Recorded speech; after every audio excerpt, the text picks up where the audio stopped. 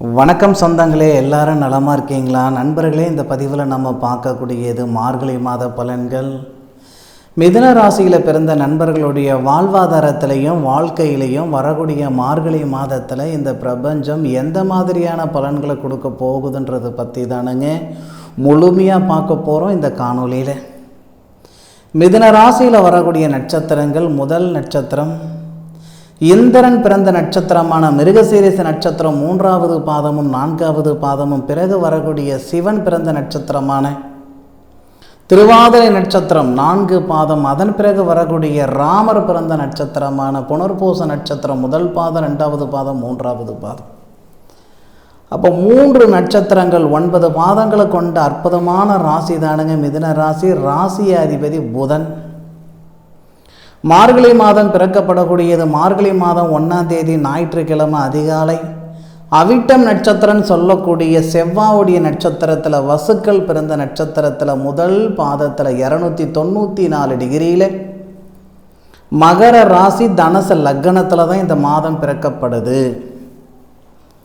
மிதுன ராசி அதிபதி புதன் சூரிய பகவானோட சேர்ந்து புதன் ஆதித்ய யோகமாக இருந்து உங்களுடைய ராசியை பார்க்கக்கூடிய அற்புதமான தருணம் இந்த மார்கழி மாதம்.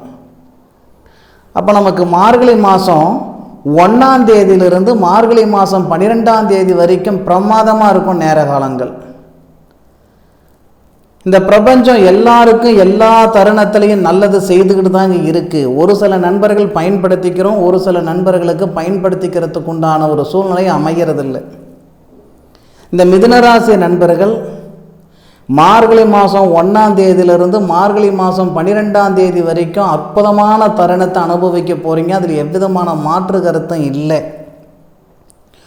உங்களுடைய ராசி அதிபதி ராசிக்கு 7வது பாவகத்தில் குரு பகவானுடைய ஆதிக்கத்தில் சூரிய பகவானோட சேர்ந்து குரு பகவானுடைய பார்வை வாங்கி உங்களுடைய ராசியை பார்க்கக்கூடிய தருணம்.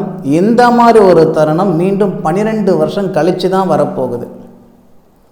12 வருஷம் கழித்து யார் இருக்கிறா யார் இல்லைன்னு யாருக்கும் தெரியாது. யார் மூச்சு யார் கையில் இருக்குது.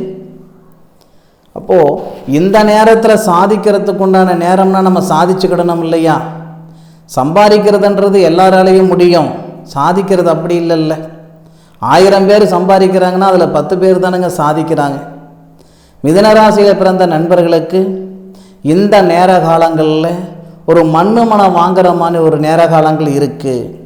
சார், கார்த்திகை மாதம் செய்யலை, ஐப்பசி மாதம் செய்யலை, இந்த மார்கழி மாதத்தில் தான் நான் மண்ணு மனம் வாங்குவேனா சார்? அப்படி இல்லைங்க. செவ்வா அப்படின்ற கிரகம், அவர் தான் மண்மனைக்கு அதிபதி செவ்வா தானுங்க. மார்கழி மாதம் 11ஆம் தேதி உங்களுடைய ராசிக்கு 7வது பாவகத்தில் குரு பகவானுடைய ஆதிக்கத்துக்கு வந்து 7வது பார்வையை உங்கள் ராசியை பார்ப்பார். நமக்கு ஏற்கனவே புதன் ஆதித்ய யோகம் அப்படின்ற ஒரு யோகம் நமக்கு இந்த மாதத்தில் ஏற்படுது. செவ்வாவும் சேர்ந்து உங்கள் ராசியை பார்ப்பதால் சூரியனுடன் சேருவதால் சூரிய மங்கள யோகமும் ஏற்படும் மிதுன ராசி நண்பர்களுக்கு.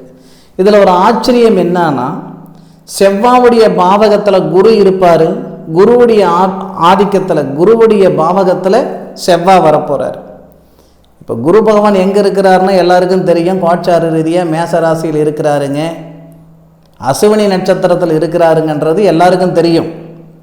ஆனால் செவ்வாய் எந்த இடத்துக்கு வரப்போகிறாருன்னா குரு பகவானுடைய ஆதிக்கத்துக்கு வரப்போகிறார் தனுசு ராசிக்கு. எந்த தேதியிலன்னு பார்த்தீங்கன்னா மார்கழி மாதம் 11ஆம் தேதி. அப்போது குருவும் செவ்வாவும் கிரக பரிவர்த்தனை, சூரியனும் செவ்வாவும் சூரிய மங்கள யோகம், புதனும் சூரியனும் புதனாதித்ய யோகம். இந்த 2 யோகத்தையும் குரு பகவான் பார்க்குறாரு.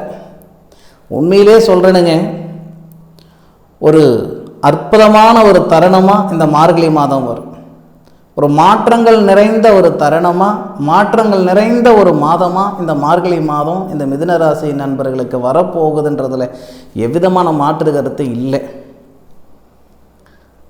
இந்த பிரபஞ்சம் நம்மளை கையை பிடிச்சி கூட்டிகிட்டு போகணும்னு அவசியமெல்லாம் இல்லை. இதுதான் உன் பாதை அப்படின்னு சொன்னால் போதுமானது இல்லையா? நிச்சயமாக இந்த மார்கழி மாதத்தில் பல தருணத்தில் இந்த பிரபஞ்சம் நமக்கு வழிகாட்ட போகுது. கிடைக்கக்கூடிய பாதையில் தட்டு தடுமாறி போக வேண்டிய இடத்துக்கு போய் சேர்ந்துக்கிடுங்க. ஒரு சில நண்பர்கள் சுய தொழிலில் மேலுக்கு வருவாங்க. ஒரு சில நண்பர்கள் ஒரு நிறுவனத்தில் வேலை செய்கிறதுனால மேலுக்கு வருவாங்க. ஆனால் மிதுனராசி நண்பர்கள் சொல்கிறேன் பாருங்கள், நீங்கள் சுய தொழில் செய்தாலும் சரி அல்லது ஒரு நிறுவனத்தில் வேலை செய்தாலும் சரி, நிர்வாகத்திறன் உங்களுடையதாக இருக்கும். அதில் எந்த விதமான மாற்று கருத்தும் இல்லை. ஏன்னா மிதுனராசி நண்பர்களுக்கு 10வது பாவகத்துக்கு அதிபதி குரு பகவான் 11வது பாவகத்தில் லாபஸ்தானத்தில் இருந்து சனி பகவானுடைய சாரம், சனி பகவானுடைய நட்சத்திரம் வாங்குறார், சனி பகவானுடைய பார்வை வாங்குறார். இந்த நேரத்தில் அது நல்லதா சார் அப்படின்னு கேட்டிங்கன்னா, செவ்வாவுடைய நட்சத்திரத்தில் இதுக்கு முன்னுக்கு சனி பகவான் இருந்தார். ஆனால் இப்போ ராகுடைய நட்சத்திரத்தில் இருக்கிறார். ஒரு வகையில் நல்லது செய்யும், அதில் மாற்று கருத்து இல்லை. ஏன்னா மார்கழி மாதம் 1ஆம் தேதியிலிருந்து மார்கழி மாதம் 11ஆம் தேதி வரை செவ்வாவும் சனியும் பார்வை பரிவர்த்தனை செய்திருப்பாங்க. விருச்சிக ராசியில் இருக்கக்கூடிய செவ்வாய் 4வது பார்வையாக சனி பகவானை பார்த்து, சனி பகவான் 10வது பார்வையாக செவ்வாவை பார்ப்பார். யார் எங்கே பார்த்தா எங்களுக்கு என்ன சார், எனக்கு நல்லது நடக்குமா நடக்காதா? நிச்சயமாக நல்லது நடக்கும். எந்தெந்த வகையில் நல்லது நடக்கும்னா, நிறைய படிச்சிருக்கேன், படிப்புக்கு உண்டான வேலை கிடைக்கல அப்படின்னா, ஒன்று இந்த நேரத்தில் வேலை கிடைக்கும், இல்லையா வேலையை உருவாக்கிக்குவீங்க. 2ல் 1 நடக்கும். அதுபோக காசு பணம் சம்பாதிக்கலனால இல்லைங்க, கடவுள் புண்ணியத்தில் 4 காசு பணம் சம்பாதிக்கிறேனுங்க, மிச்சப்படுத்த முடியல, வரவுக்கும் செலவுக்கும் கரெக்டாக ஓடிக்கிட்டு இருக்கு, 10 காசு மிச்சமெல்லாம் பண்ண முடியல, 10 ரூபா நான் மிச்சம் பண்ண 100 ரூபாய் செலவு ஆகிட்டு இருக்குதுங்க அப்படின்னா அந்த சங்கடங்கள் சரியாகும். முக்கியமாக மன அழுத்தம் கம்மியாகும். இந்த மிதுன ராசியில் பிறந்த நண்பர்களுக்கு மன அழுத்தம் சத்தியமாக கம்மியாகும். காசு பணம் கொடுத்துவிட்டு காசு பணம் வரலையேன்ட்டு ரொம்ப சங்கடப்பட்டு இருக்கிற நண்பர்களுக்கு இந்த மாதம் நல்ல மாதம். நிச்சயமாக கொடுக்கல் வாங்கல் இருக்கக்கூடிய சங்கடங்கள் சரியாகும். இதுக்கு முன்னாடி எல்லாம் பார்த்த இடத்துல காசு பணமாக இருந்தது போய் எந்த பக்கம் 10 ரூபாய் இருக்கிற காலமும் கொடுத்துருக்கோம், இருக்கிற நகை நட்டு அடமானம் வச்சு பார்க்கக்கூடிய காலகட்டமும் கொடுத்துருக்கோம், யாரோ பிழைக்கிறதுக்கு நாம் கஷ்டப்படுற மாதிரி ஒரு சூழ்நிலைகளும் கொடுத்துருக்கோம். ஆனால் மார்கழி மாதம்ன்றது இந்த பிரபஞ்சம் தரக்கூடிய அற்புதமான தருணம். சத்தியமாக இந்த மாதிரி மீண்டும் ஒரு அமைப்பு வர்றதுக்கு 12 வருஷமாகும், பார்த்துக்கிடுங்க. ஏன்னா இந்த மாதத்தில் வரக்கூடிய கிரக அமைப்புகள் 100% இந்த மிதுன ராசி நண்பர்களுக்கு சிறப்பாக இருக்கும். வெளிநாடு தொடர்புள்ள வேலைகள் எல்லாம் ஒரு சில நண்பர்களுக்கு அமையப் போகுது. அதுபோக வெளிநாட்டில் இருக்கிற நண்பர்களுக்கு இந்த மார்கழி மாதத்தில் மிதுன ராசியில் பிறந்தவங்க மிருகசீரிஷ நட்சத்திரத்திலேயோ, திருவாதிரை நட்சத்திரத்திலேயோ, புனர்பூச நட்சத்திரத்திலேயோ, ஏதோ ஒரு நட்சத்திரத்தில் பிறந்தவங்க மிதுன ராசியில் இருக்கிறீங்க அப்படின்னா, வெளிநாட்டில் இருக்கிறீங்க அப்படின்னா, குடியுரிமைக்காக முயற்சி பண்ணிகிட்டு இருக்கிறீங்க அப்படின்னா, அந்த நாட்டு அங்கீகாரம், அந்த நாட்டு குடியுரிமை நிச்சயமாக இந்த நாட்களில் இந்த மார்கழி மாதத்தில் கண்டிப்பாக கிடைக்கிறதுக்கு வாய்ப்புகள் இருக்குது. இந்த நேரம் நம்ம பேசுகிற நேரம், வீடியோவை நீங்கள் பார்க்குற நேரம் ஒரு வீடு வாசல் வாங்கணுன்ற எண்ணம் இல்லாமல் கூட இருக்கலாம். மார்கழி பிறக்கட்டும், ஒரு வாரம் போகட்டும், ஒரு வாரம் கழித்து உங்களுடைய மனநிலை எப்படி இருக்குன்னு பாருங்கள். இந்த வீடியோவை பார்க்கும்போது, இந்த காணொலியை பார்க்கும்போது நான் சொல்கிற விஷயங்கள் ஏற்றுக்கிடவே முடியாது, நம்பவே முடியாது, இந்த மாதிரி நடக்குன்ட்டு மார்கழி பிறந்து ஒரு வாரம் போகட்டும், அதன் பிறகு நடக்கிறத பாருங்கள். இன்னும் ஒரு சில நண்பர்களுக்கு இந்த மன அழுத்தம் கம்மியாகுன்னு சொன்ன இல்லைங்களா, அந்த மாதிரி கணவன் மனைவிக்குள்ளே இருக்கிற கருத்து வேறுபாடு சரியாகும். சம்பாதிக்காமல் கஷ்டப்படுறவங்க கிடையாது மிதுன ராசி நண்பர்கள். சம்பாதிச்சாலும் கஷ்டப்படுற மாதிரி தான் இருந்துக்கிட்டு இருக்குதுங்க அப்படின்னா அதுக்கு காரணங்கள் ஒரு சில கிரக அமைப்புகளால் ஏற்பட்டது. இந்த நேரம் உங்களுடைய ராசிக்கு 5வது பாவகத்தில் சுக்கிரன் இருக்கிறார், 5வது பாவகத்துக்கு அதிபதி. அதனால்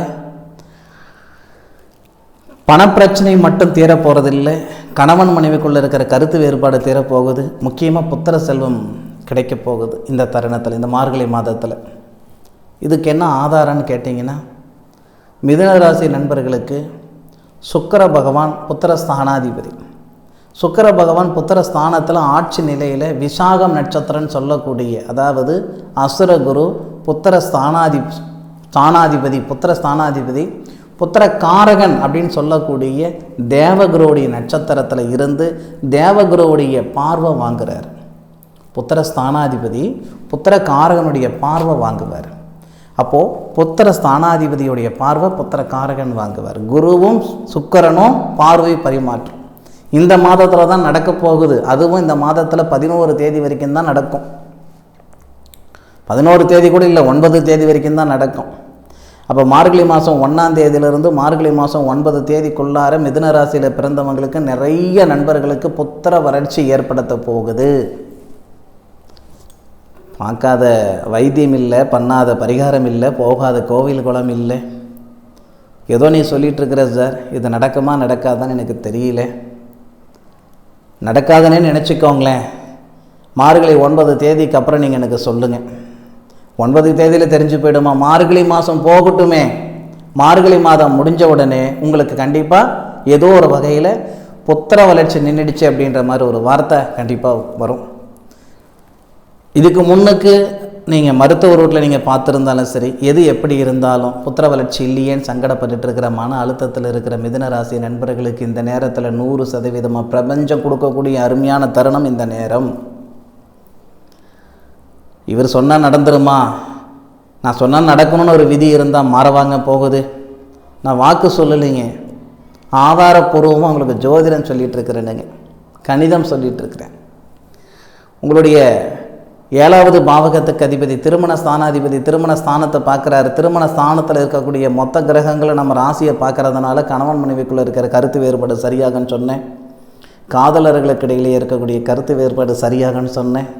நிறைய காதலர்கள் இந்த தருணத்தில் தன்னுடைய வீட்டில் இருக்கக்கூடிய அந்த சங்கடங்கள் நீங்கி வீட்டில் ஒத்துக்கிடலைங்க அப்படின்னாலும் இந்த மார்கழி மாதம் முடிகிறதுக்குள்ளார வீட்டு ஒத்துழைப்போட மார்கழி முடிஞ்ச உடனே தை இல்லையா, தை மாதத்தில் திருமணம் நடக்கிறதுக்கான வாய்ப்புகள் நிறைய நண்பர்களுக்கு இருக்க தான் செய்யுது.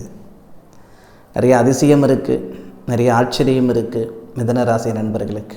சீனியர் சிட்டிசன் 60 வருடத்துக்கு மேல் உள்ள ஐயாக்களுக்கு அம்மாக்களுக்கும் இந்த மார்கழி மாதத்தில் உடல் உபாதைகள் விலகப் போகுது. சார் இது எந்த வகையில் சொல்கிறீங்க சார்? கல்யாணம் நடக்குன்னு சொல்கிறீங்க, அதுக்கு ஆதாரம் சுக்கிரன் குருவுடைய பார்வையில் இருக்கிறாரு, குருவுடைய நட்சத்திரத்தில் இருக்கிறாரு. சுக்கிரன் தான் திருமணக்காரகன் நம்ம சொல்லுவோம், புத்திரக்காரகன் நம்ம புத்திர ஸ்தானாதிபதினு சொல்லுவோம். அது ஏதோ நியாயமாக இருக்குது. உடல் தேகத்தில் இருக்கிற தொந்தரவுகள் சரியாகன்னு சொல்கிறீங்க, அது எனக்கு விளங்கலை. அது எப்படி சார் ஆகும் அப்படின்ற ஒரு கேள்வி நீங்கள் கேட்கலாம், பதில் கொடுக்குறேன். உங்களுடைய ராசிக்கு 2வது பாவகத்துக்கு அதிபதி சந்திரன். அந்த சந்திரன் செவ்வாவுடைய சாரத்தில் தான் இந்த மாதம் பிறக்கப்படுது. அவிட்டம் நட்சத்திரத்தில் முதல் பாதத்தில் 294 டிகிரியில் மகரத்தில் இருக்கக்கூடிய சந்திரன் 7வது பார்வையாக உங்கள் ராசிக்கு 2வது பாவகத்தை பார்ப்பார். உடல ஸ்தானாதிபதி உடல ஸ்தானத்தை பார்ப்பார். அதுபோக சூரிய பகவான் உங்கள் ராசியை பார்ப்பார். புதன் உங்கள் ராசியாதிபதி உங்கள் ராசியை பார்க்குறாரு. அதுபோக 6வது பாவகத்துக்கு அதிபதி ருணரோக சத்துரு ஸ்தானாதிபதி நோய்க்கு காரகன் அப்படின்னு சொல்கிறது நம்ம யாருன்னா 6வது பாவகத்தை. அந்த 6வது பாவகத்துக்கு அதிபதி 12ஆம் தேதி 11ஆம் தேதி 12ஆம் தேதி இல்லை 11ஆம் தேதி உங்கள் ராசிக்கு 7வது பாவகத்திலிருந்து உங்கள் ராசியை பார்ப்பார். இவ்வளோ ஆதாரம் கொடுக்குறேன். உங்களுடைய உடல் உபாதைகள் சரியாகிறதுக்கும் மன வேதனைகள் சரியாகிறதுக்கும் மன அழுத்தம் சரியாகிறதுக்கும் இந்த மாதத்தில் வாய்ப்பு இருக்குங்க அப்படின்றதுக்கு இவ்வளோ ஆதாரம் கொடுக்குறேன். அதுபோக சூரியன் 7வது பாவகத்தில் இருந்தாலும் 3 நட்சத்திரத்து மேலே தான் அவர் போயாகணும். ஒரு கட்டத்தில் ஒரு கிரகம் இருக்குதுன்னா அந்த கட்டத்தில் 3 கிரக நட்சத்திரம் இருக்கும், 9 பாதத்தில் தான் அவங்க போயாகணும். சூரியன் கேது மேலே போவார். இந்த மாத தொடக்கத்தில் கேது மேலே போகிறாருன்னா கேதுடைய நட்சத்திரத்து மேலே போகிறார், மூல நட்சத்திரத்து மேலே போகிறார். மார்கழி மாதம் 1ஆம் தேதியிலிருந்து மார்கழி மாதம் 12, 13 தேதி வரை 11ஆம் தேதி வரைக்கும் வச்சுக்கிடுங்களேன். 11ஆம் தேதி வரைக்கும் கேது பகவானுடைய நட்சத்திரத்தில் தான் சூரியன் வர்றார். அப்போது அந்த கேது உங்களுக்கு ராசிக்கு 4வது பாவகத்தில் சுபஸ்தானத்தில் இருக்கிறார், நல்லவராக இருக்கிறாரு கேது. அதனால தான் மனம் வாங்கிறதுக்கான வாய்ப்புகள் இருக்குங்கன்னு சொன்னேன். வெளிநாட்டில் இருக்கிற நண்பர்கள் அந்த நாட்டு குடியுரிமை வரத்துக்கு வாய்ப்புகள் இருக்குங்கன்னு சொன்னேன். தொழிலில் வளர்ச்சிகள் கொடுக்கறதுக்கான காரணம் சொன்னிடுங்க. அதுக்கப்புறம் சுக்கிரனுடைய நட்சத்திரத்துக்கு வராரு. புத்திரஸ்தானாதிபதி நட்சத்திரத்தில் சூரியன் இருப்பார். போராடம் நட்சத்திரத்தில் நமக்கு மார்கழி 12 தேதிக்கு வந்துடுறார் சூரியன். அப்போது அவர் ஒரு 11 நாள் 12 நாள் வரார். யார்? சூரியன் சுக்கிரன் மேலே வருவார். அப்போது இந்த பிரபஞ்சம் பாருங்கள், சுக்கிரனுடைய வீட்டையும் பார்க்குறாரு குரு. சுக்கிரனுடைய ராசியில் சுக்கிரனுடைய நட்சத்திரத்தில் இருக்கக்கூடிய அந்த சூரிய பகவானையும் பார்க்குறாரு குரு. அந்த சூரிய பகவான் உங்கள் ராசியை பார்ப்பார். இந்த வகையில் உங்களுக்கு என்ன நடக்கும்னா, திருமண தடைகளும் விலக போகுது, அதுபோக புத்திர செல்வமும் கிடைக்க போகுது.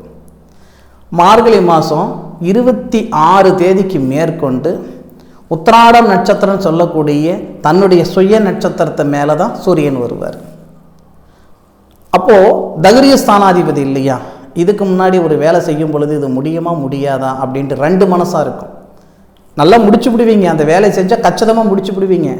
ஆனாலும் மனசு வரணும் இல்லை, எங்கே தப்பாயிடுமோ அப்படின்ற ஒரு பயத்திலேயே அது செய்ய முடியாமல் போயிருப்போம் இல்லையா. அப்பேற்பட்ட செயல் இந்த நேரத்தில் செஞ்சு விடுவீங்க. மார்கழி 1லிருந்து மார்கழி மாதம் 29 தேதி வரைக்கும் அற்புதமான நாள், தங்கமான நாள் இந்த மிதுன ராசி நண்பர்களுக்கு. இந்த மார்கழி மாதம் நிச்சயமாக மாற்றங்கள் நிறைந்த ஒரு மாதம் மிதுன ராசி நண்பர்களுக்கு இந்த மாதம். அதில் எவ்விதமான மாற்று கருத்து இல்லை. நிறைய நண்பர்கள் கமெண்ட்டில் சொல்ல போகிறீங்க. கூட உங்களுடைய சுய ஜாதகம் எப்படி இருக்குது அப்படின்றது ஒரு முறை பார்த்துக்கிடுங்க. உங்களுடைய சுய ஜாதகத்தில் இருக்கிற பலன்கள் முழுமையாக நீங்கள் தெரிஞ்சுக்கிட்டணும்னா, ஆயுள் கால பலன்கள் அதுவும் வேதகால முறைப்படி தெரிஞ்சுக்கிட்டணும்னா, மேலே தெரிகிற நம்பருக்கு உங்களுடைய ஜாதகம் வாட்ஸ்அப்பில் அனுப்புங்க. அற்புதமாக சொல்லிவிடுறேனுங்க. என்னுடைய காணொலியை முழுமையாக பார்த்ததுக்கு மனசிலிருந்து மனமார்ந்த நன்றிகளை சொல்லிக்கிறேனுங்க. மீண்டும் அடுத்த ஒரு அற்புதமான தருணத்தில் உங்கள் அனைவரையும் சந்திக்கும் வரை உங்களிடமிருந்து விடைபெறுவது உங்கள் வீட்டு ஜோதிட நண்பனான மா காளிதாஸ் மணிகண்டன், திருச்சிற்றம்பலம். வாழ்க வையகம், வாழ்க வளமுடன்.